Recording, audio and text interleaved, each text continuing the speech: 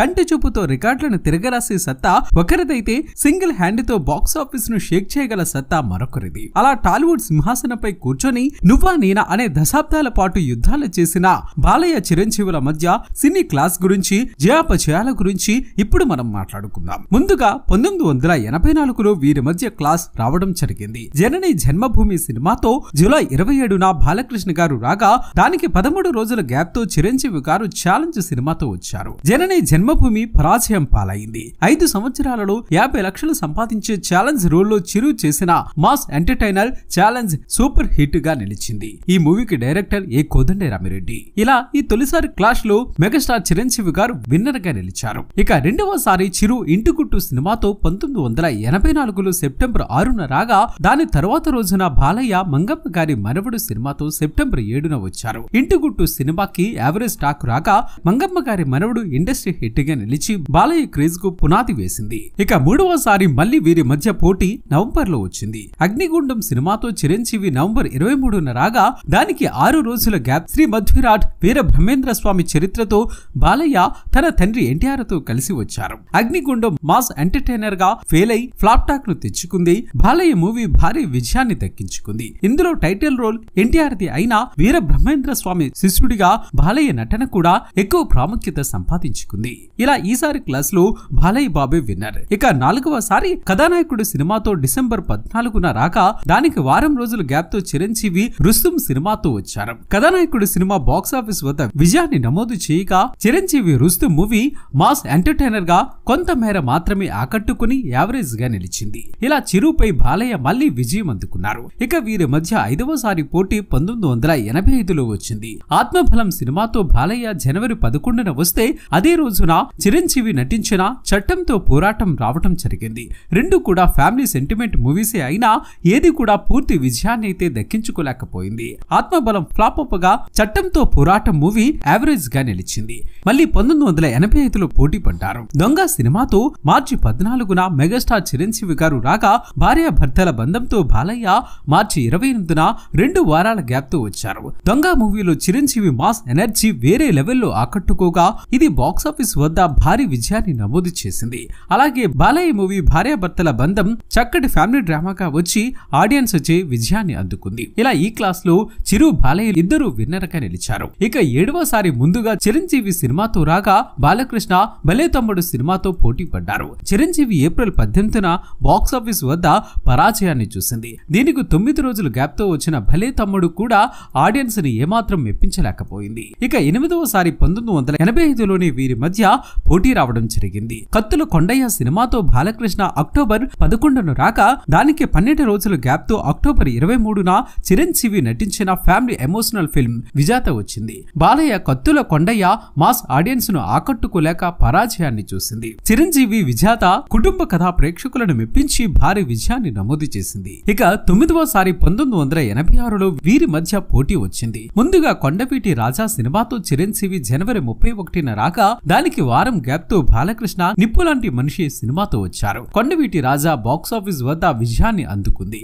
ఇక నిప్పులాంటి మనిషి మాత్రం పరాజయాన్ని చవిచూసింది. ఇలా ఈ 9వసారి చిరంజీవి విన్నర్ గా నిలిచారు. ఇక మళ్ళీ అదే ఏడాదిలో వీరి మధ్య పోటీ వచ్చింది. ఈసారి ముందుగా ముద్దుల కృష్ణయ్యతో బాలయ్య ఫిబ్రవరి 28న రాగా దానికి వారం గ్యాప్ తో మార్చి 7న చిరంజీవి సినిమా మగధీరుడు రిలీజ్ అయింది. ముద్దుల కృష్ణయ్య చక్కటి ఫ్యామిలీ ఎంటర్టైనర్ గా ఆడియన్స్ చేత సభాష్ అనిపించుకోగా బాక్సాఫీస్ వద్ద సూపర్ హిట్ గా నిలిచింది. చిరంజీవి మగధీరుడు మాత్రం బిలో యావరేజ్ గా సరిపెట్టుకుంది. ఇక 11వసారి చిరు బాలయ్య క్లాస్ చూస్తే దేశోద్ధారకుడు సినిమాతో బాలకృష్ణ ఆగస్టు 7న 1986లో రాగా చంటబ్బాయి మూవీతో ఆగస్టు 22న 2 వారాల గ్యాప్ తో చిరంజీవి వచ్చారు. దేశోద్ధారకుడితో బాలకృష్ణ హిట్ అయితే కొట్టారు. కానీ చిరంజీవి చంటబ్బాయి మాత్రం మళ్లీ బిలో యావరేజ్ గానే నిలిచింది. ఇక నెక్స్ట్ చిరంజీవి రాక్షసుడు సినిమాతో అక్టోబర్ 2, 1986లో రాగా బాలకృష్ణ అపూర్వ సహోదరులు వారం తర్వాత రావడం జరిగింది. రాక్షసుడు మూవీ యాక్షన్ తో భారీ బ్లాక్ బస్టర్ గా నిలువగా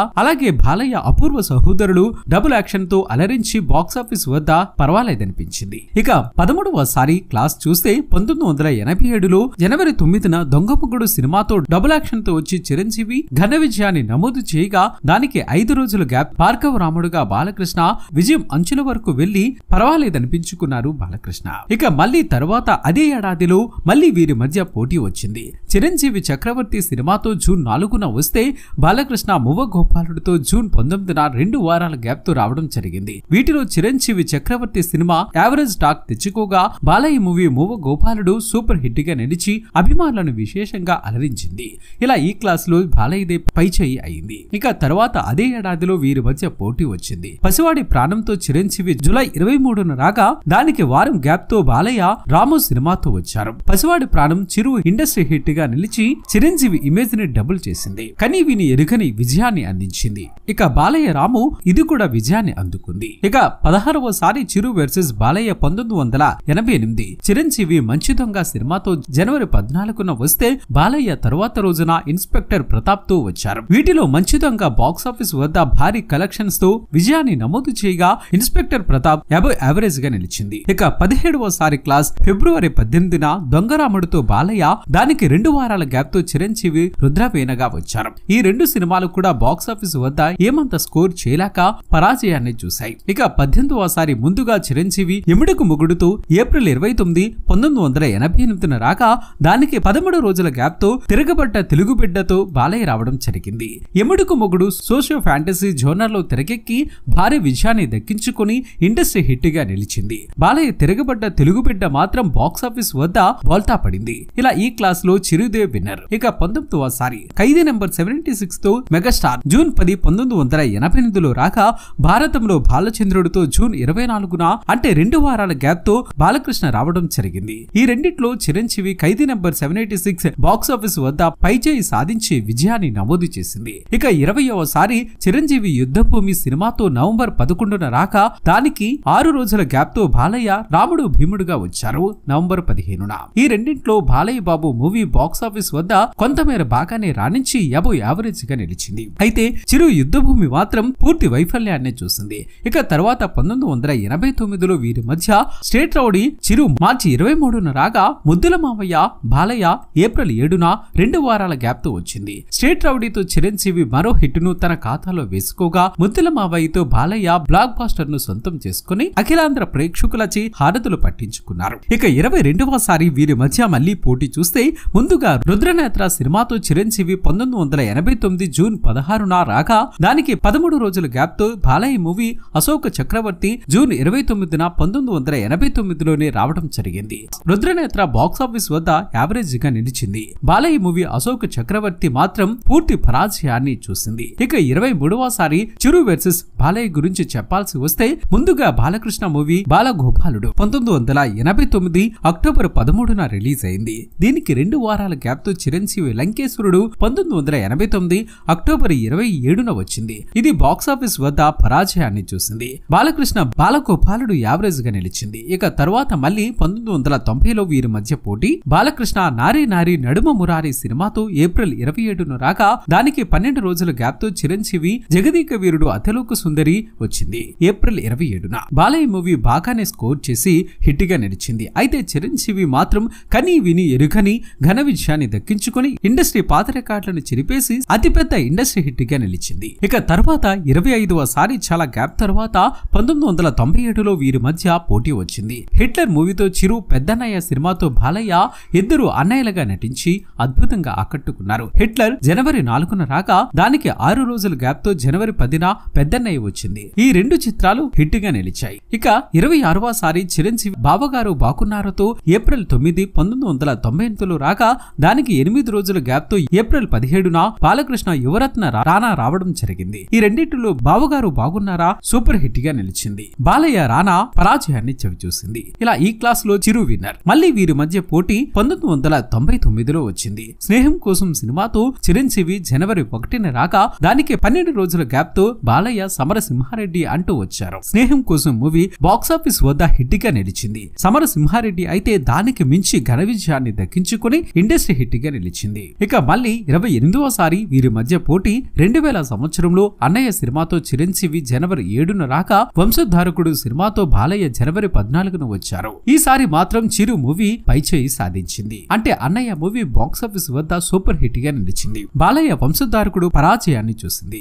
మళ్ళీ 29వసారి మృగరాజు సినిమాతో చిరంజీవి 2001 జనవరి 11న రాక ఈ మూవీ భారీ పరాజయాన్ని చూసింది. ఇక దీనికి పోటీగా బాలయ్య మూవీ నరసింహనాయుడు భారీ అంచనాలతో వచ్చి అంతకు మించిన భారీ విజయాన్ని దక్కించుకుని మరోసారి ఇండస్ట్రీ హిట్ ని అందించింది. ఇక 30వసారి లక్ష్మీ నరసింహగా బాలయ్య జనవరి 14, 2004లో రాగా దానికి చిరు నుంచి వచ్చిన మూవీ అన్సీ. ఇది ఒక్కరోజు గ్యాప్ తో జనవరి 15 రావడం జరిగింది. వీటిలో బాలయ్య సినిమా లక్ష్మీ నరసింహ పైచేయి సాధించి బాక్సాఫీస్ వద్ద సూపర్ హిట్ గా నిలిచింది. ఇక అంజీ మాత్రం అంచనాలను ఏమాత్రం అందుకోలేక పరాజయాన్ని చూసింది. ఇక 2017 ఖైదీ నెంబర్ 150తో చిరంజీవి జనవరి 11న రాగా దానికి ఒక్కరోజు గ్యాప్ తో జనవరి 12న బాలకృష్ణ క్రిష్ దర్శకత్వంలో గౌతమి పుత్ర శాతకర్ణితో రావడం జరిగింది. ఈ మూవీ బాక్సాఫీస్ వద్ద బాలయ్య నటనతో హిట్ గా నిలిచి ఆకట్టుకోగా చిరంజీవి మూవీ ఖైదీ నెంబర్ 150 భారీ కలెక్షన్ల కొల్లగొట్టి బ్లాక్ బస్టర్ గా నిలిచింది. ఇక 2023న మరోసారి వీరిద్దరూ వీరసింహారెడ్డితో బాలకృష్ణ రాగా వాల్తేరు వీరయ్యతో మెగాస్టార్ చిరంజీవి గారు వచ్చారు. రెండు సినిమాలు సూపర్ హిట్ టాక్ ను అందుకుగా వాల్తేరు వీరయ్య పైచేయి సాధించింది. ఇలా ఇద్దరు ఒకరికొకరు తీసిపోని విజయాలను అయితే అందుకుని పోటాపోటీగా నిలిచారని ఈ వీడియో ద్వారా రుజువవుతుంది. మరి వీరిలో మీ అభిమాన హీరో ఎవరు అనేది కామెంట్ రూపంలో చెప్పండి ఫ్రెండ్స్.